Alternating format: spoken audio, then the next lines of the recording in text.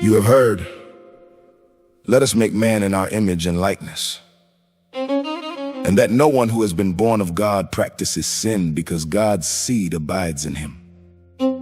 Jerusalem, you are the heart of my God, and Bethlehem is the brain, the house of bread of my Lord Yeshua. That we eat and produce fruit, Jerusalem. Lose your life to gain your life. The frequency of your channel has been changed. Who took you out of your name and out of your character? Follow our Lord Yeshua and return towards the image and likeness of our Father Yahweh, so that the counterfeit imprint is removed from the house of Jacob. Did I not command you, O children of Adam, not to follow Satan, for he is truly your sworn enemy? ألم أعهد إليكم يا بني آدم أن لا تعبدوا الشيطان إنه لكم عدو مبين سورة ياسين. But to worship Yahweh alone, this is the straight path, Psalm 68. Sing to God, sing praises to his name, extol him who rides on the clouds by his name Yah, and rejoice before him, O house of Jacob. Why not be in God's likeness? You have become too comfortable, running wild and completely out of control. Your Statue of Liberty has become your golden calf. O house of Jacob. From slavery to enslaving yourself, you have not been delivered. You have returned to the house you left, but are worse off.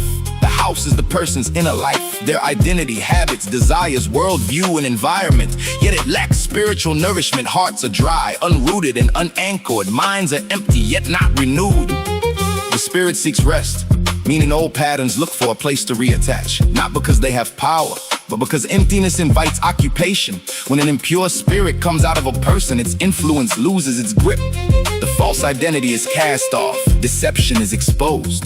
The colonizer has been evicted, but the rightful king has not been enthroned. You can remove what is wrong without establishing what is right.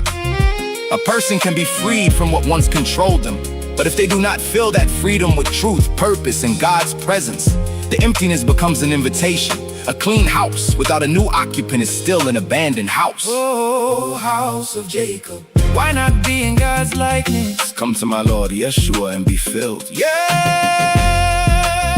أيها الناس كلوا مما في الأرض حلالا طيبا ولا تتبعوا خطوات الشيطان إنه لكم عدو مبين. Surah Al-Baqarah. O humanity, eat from what is lawful and good on the earth, and do not follow Satan's footsteps. He is truly your sworn enemy. O house of Jacob, why does your colonizer put stumbling blocks in your way? For it is written in Matthew 18:6, if anyone causes one of these little ones, those who believe in me, to stumble, then it would be better for them to have a large millstone hung around their neck and to be drowned in the depths of the sea. O house of Jacob, now that you are aware of your enemy's tricks and schemes, be like God, developing moral perfection, righteousness, and holiness. O house of Jacob, therefore, be imitators of God and his likeness. You must therefore be perfect, as your heavenly Father is perfect. For those whom he foreknew, he also predestined to be conformed to the image of his Son, Yeshua. You were indigenous before you entered the world. If they had loved my Lord, why did they change his likeness?